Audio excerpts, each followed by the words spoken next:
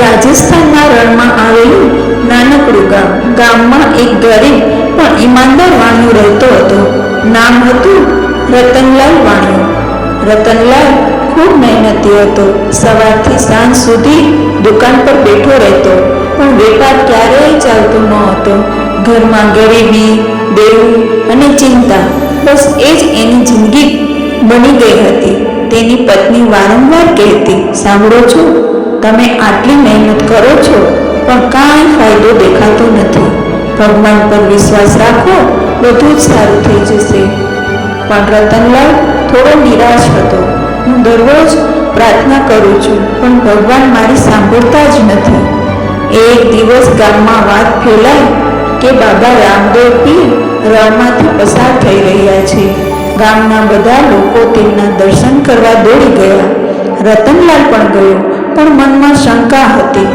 જ્યારે તેણે રામદેવ પીરને જોયા, સફેદ ઘોડા પર બેઠેલા, ચહેરા પર શાંતિ, આંખોમાં કરુણા, એના દિલમાં અચાનક શાંતિ આવી ગઈ. તે હાથ જોડીને બોલ્યો, બાબા, હું ખૂબ મહેનત કરું છું, પણ મારા ભાગ્યમાં સુખ નથી. રામદેવ પીર સ્મિત સાથે બોલ્યા, રતનલાલ, હું મહેનત કરે છે, પણ વિશ્વાસ અધૂરો છે.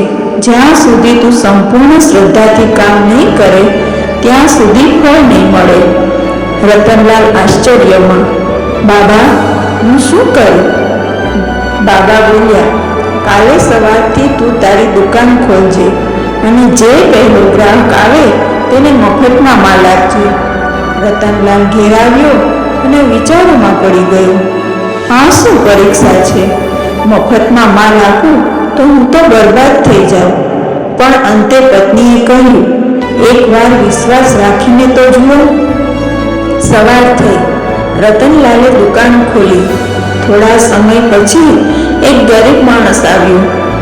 એણે થોડું અનાજ માંગ્યું. રતનલાલને રામદેવ પીરની વાત યાદ આવી. તે થોડી વાર અટક્યો, પછી દિલથી મજબૂત કરીને બોલ્યો, આ બધું મફતમાં લઈ જાઓ. ગરીબ માણસ ખુશ થઈને આશીર્વાદ આપીને ગયો. આગલા દિવસે એ પણ એ જ થયું. જે ગ્રાહક આવે, રતનલાલ મફતમાં માલ આપે. ઘરે હાલત ખરાબ થવા લાગી. પત્ની ચિંતિત, હવે શું થશે? પણ રતનલાલ બોલ્યો, હવે તો વિશ્વાસ રાખવો જ પડશે. એક દિવસ મોટા વેપારીઓ આવ્યા. એમણે બહુ મોંઘો માલ માંગ્યો. રતનલાલના મનમાં ડર આવ્યો. આટલું મફતમાં આપું તો બધું જ ખતમ થઈ જશે. પણ તેને રામદેવ પીરનો ચહેરો યાદ આવ્યો અને તેમણે બધું મફતમાં આપી દીધું.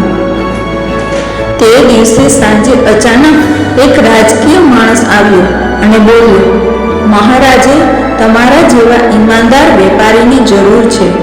તમે જે નુકસાન કર્યું છે એનો બમણો લાભ તમને મળશે. એણે રતનલાલને સોનું, પૈસા અને મોટી દુકાન આપી. રતનલાલ રડી પડ્યો, બાબા, આ બધું તમારો ચમત્કાર છે. એ રામદેવ પીરના મંદિરે દોડી ગયો. જ્યારે તે મંદિરે પહોંચ્યો, તેને રામદેવ પીરના દર્શન થયા. બાબા બોલ્યા, રતનલાલ, તું કસોટીમાં પાસ થયો. સાચો વિશ્વાસ અને દાન ક્યારેય વ્યર્થ નથી જતા. વિશ્વાસ રાખો તો ભગવાન ક્યારેય સાથ નથી છોડતા. સચ્ચાઈ અને દાન હંમેશા ફળ આપે છે. મુશ્કેલી એ માત્ર પરીક્ષા છે. રતનલાલ હવે ગામનો સૌથી સફળ અને દયાળુ વેપારી બન્યો અને દરેકને એક જ વાત કહેતો, વિશ્વાસ રાખો, રામદેવ પીર બધું જ જોઈ રહ્યા છે.